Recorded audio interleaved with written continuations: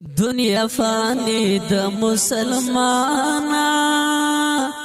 پزړه کې راوالا د قبر منظرونه پژوندونه سته بار نشتا نن بژوندای وی سبتور لخت زینا د سلیمان غوند شاهانا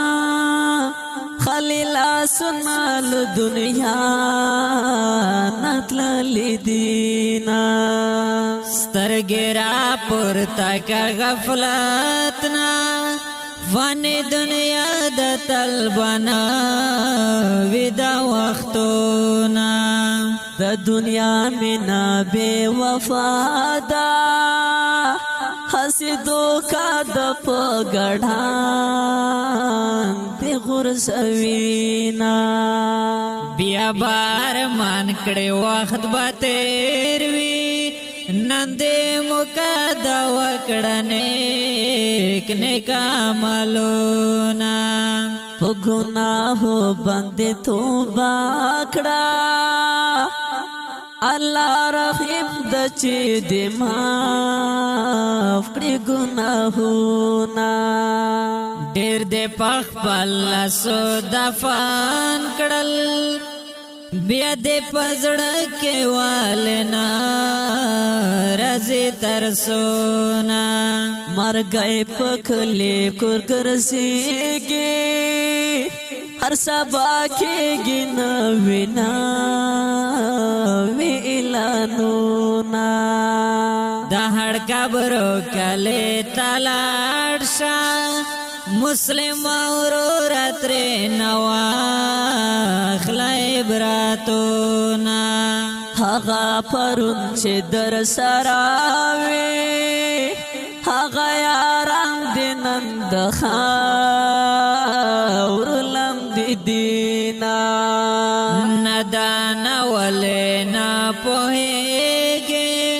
تلباد نوې د ځوانۍ مال دولتونه ډېر ځوانان لاړل تا نمخ کې دنیا فانی دال هر چا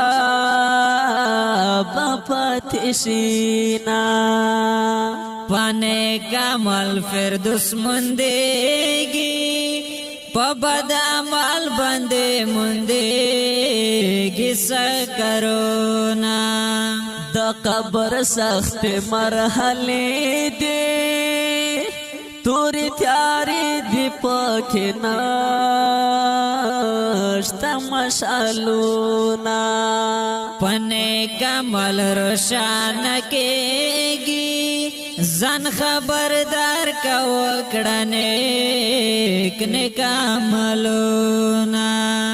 په قیامت کې با आवाज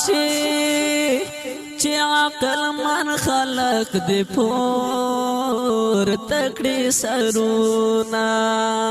دا عقل من خلق نا مراد دا چچے په هر حال کې خدای ذکر کړی نا د سید الله وزیر پیغام دی د دې او بل پزړو ما کوي سلمونا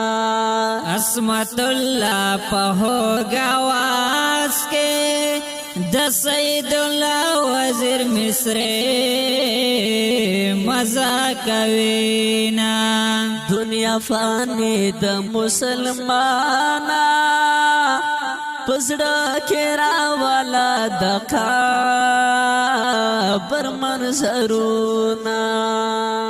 کدا مصر د چا پکار وی پنورنګول کې باته سټوډیو کې وینا د دې خپل سره د پاره فرمایش کړی دی د زیلبانونه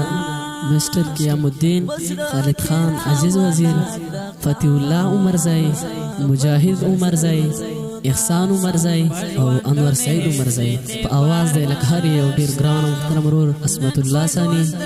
او سعید الله وزیر او شاعر د ډیر محترم سعید الله وزیر. ریکارډینګ آتش اسلامی سټوډیو سرای نورنګ والسلام. قدم سره د چا پکار وی پنورنګ ول کې با